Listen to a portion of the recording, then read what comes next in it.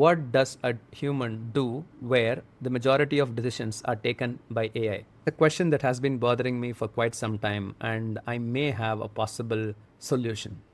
So in my screen, if you look, these are the stats of my YouTube channel. It was started only 4 or 5 days ago. And if you notice, the best performing video is the video that I was talking into screen, and it has about 322 views. And there's another video, I rebuilt series. It has 127. So with any new content creator, I used Claude to help me brainstorm these ideas and come up with what sort of content I should focus on. In this, when I was discussing with Claude, I was looking at a lot of data and asking for suggestions, what sort of videos performed. And day before yesterday, I just wanted to share my story of how AI has actually changed my development cycle and how it has empowered me to be a more meaningful engineering contributor in my own company. When I discussed this idea to Claude, there was a lot of pushback from it, saying that since you're a small channel, you should do a lot of product demos and not this sort of content. But then I decided to go ahead with this particular idea. And this particular idea is not something I had in mind. This particular idea just came when I was just making my coffee that day morning. If you go back to that video and see, I would have just woken up, my voice would be still that early morning groggy voice. And I made that video. And when I shared it with Claude, it wasn't really happy, but then it let it fly because it's already live out there. And then sometime back, we were reviewing how the videos performed and what sort of strategy we should use for the coming week. And this is when I shared this data to Claude, and this is what it had to say. I'm sharing you my Claude screen. You can see this. I said your manifesto was too long and would underperform. The data said I was wrong. Your instinct to record the manifesto raw and personal was correct. The 18-minute length didn't kill it, authenticity carried it. Now, this is extremely interesting because this is a question that I want to address in this video. What do we do when AI looks to take decisions? Before we delve into it, let us understand how an LLM suggests something. It suggests something which it is the most probable answer. First, it tries really hard to avoid being wrong.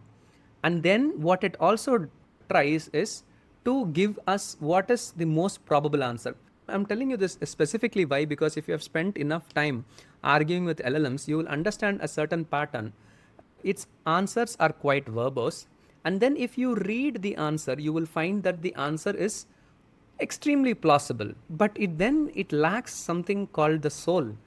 It's a really good answer, but somehow it does not seem to connect. There is this sterility about it. Now, it begs the question, so what do we do, right?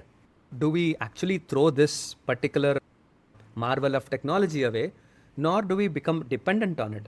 The answer seems to be quite interesting, and it's most certainly not to use multiple LLMs to evaluate and verify. No, not really. So what does the LLM lack? The LLM lacks a sense of soul. What is soul?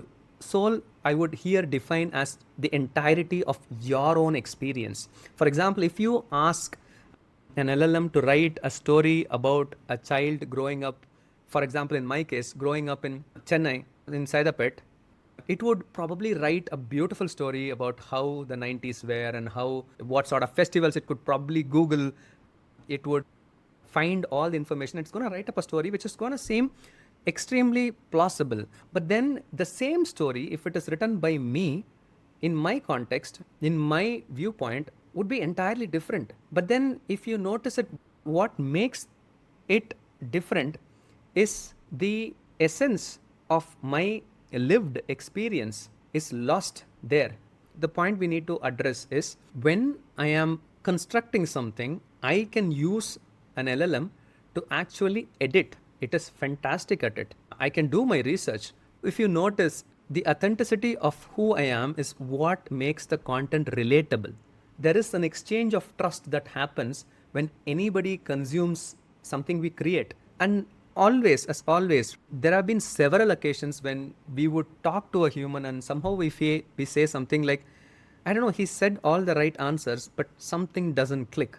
That something doesn't click always seems to be authenticity. It is as if there is some other sense organ within us which is somehow able to evaluate another human. I don't know. I don't really understand the mechanics of how it works. But then it leaves you with using language like, it doesn't feel right. I'm not sure. But when every data point says that you must make a decision, there is something within you which sits and doesn't really allow you to. It's like this gnawing feeling that you have, but you're not able to put a finger on it, and you just say, I don't feel like it. But then here is the answer. This particular thing is instinct. This is a very interesting thing. I've been reading about instinct for quite some time and never really understood it. Until a few years, I think it was Friedrich Nietzsche who calls instinct another sense organ that we humans have lost touch with. Apparently, the ancient hunter gatherers had this instinct well developed to an extent that they would be able to survive in harsh, hostile conditions by trusting their instincts. But they, but he argues that the modern humans have lost this instinct, and then they depend on sense organs, which is sight, touch, smell, etc., to make their decisions. There is a few other people who have always spoken about instinct. One seems to be Rick Rubin of The Creative Habit, and another seems to be Kapil Gupta, then of course Naval Ravikant. Now it begs the question, what is instinct? How does it arise from? The antidote that I spoke about much earlier in the age of AI, what does a human do? The answer seems to be trust your instinct. Now, what does trust your instinct actually mean? The instinct is not your ego. The ego is the identity of this is me. The thing that separates me from everything else seems to be my own developed idea of who I am. But then, what is instinct? Instinct, at least in my case, was this voice that was extremely feeble for a very long period of time, and it was always overpowered by the intellect or the thinking mind or the egoic mind. But then I also noticed over a period of time when I could see it was my ego that was actually taking center stage and guiding me, I tried really hard to, rather than silence it, to observe it. With more observation, what happened was its intensity or its ability to make me believe that I am it reduced significantly over a period of time.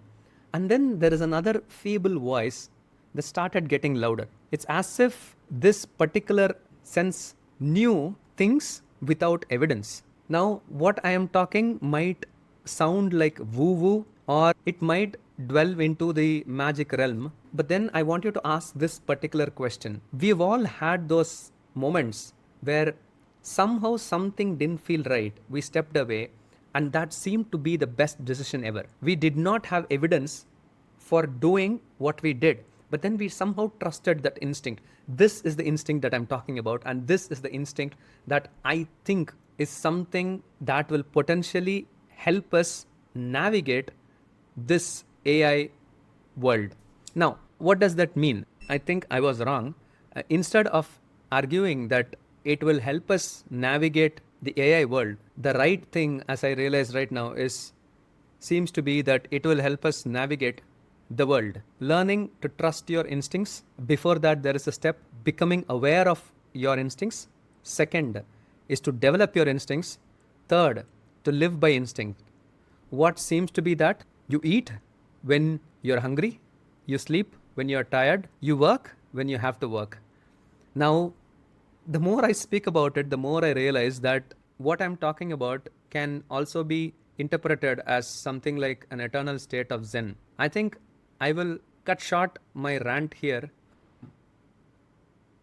The ones that listen through, I hope you are able to relate to what I spoke. This entire conversation just comes down to trusting your instinct. I think we'll be fine. Thanks a lot. This is Uday signing off.